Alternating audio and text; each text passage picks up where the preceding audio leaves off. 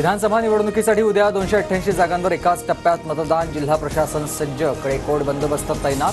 23 तारखेच्या महानिकालाकडे संपूर्ण महाराष्ट्राचं लक्ष. विनोद तावडेंनी पैसे वाटल्याचा बहुजन विकास आघाडीच्या नेत्यांचा आरोप. तावडेंच्या डायरीमध्ये कोट्यवधींची नोंद. नावं आणि आकडेवारी दाखवत हितेंद्र ठाकूरांचा दावा. भाजपचे नेते विनोद तावडे 4 तास हॉटेलमध्ये बंद. पैसे वाटप झाल्याच्या आरोपांवरून बविया कार्यकर्त्यांचा घेराव. पत्रकार परिषदेनंतर हितेंद्र ठाकूरांनी तावडेंना सोडलं.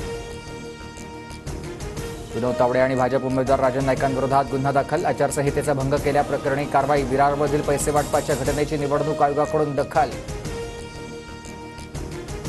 भाजपवाल्यांनीच सांगितलं की विनोद तावडे 5 कोटी घेऊन येणार. बवियाच्या हितेंद्र ठाकूरांचा दावा. 2 डायऱ्याही सापडल्याचा आरोप.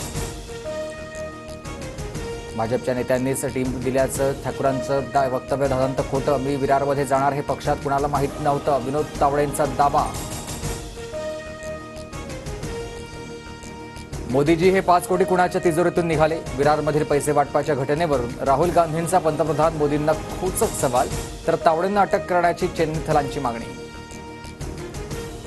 विरार कॅश कांड प्रकरणामध्ये फडणवीसांकडून विनोद तावडेंना क्लीन चिट. तावडे दोषी नाहीत, पराभव दिसू लागला की असे आरोप केले जातात. फडणवीसांची प्रतिक्रिया.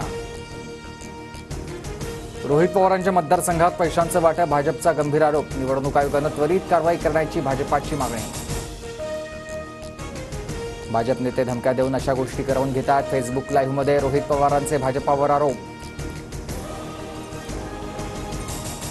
दगड मारा नाहीतर गोळी मारा. अनिल देशमुख मरणार नाही, तुम्हाला सोडणार नाही. रुग्णालयातून डिस्चार्ज मिळाल्यानंतर अनिल देशमुखांची पहिली प्रतिक्रिया.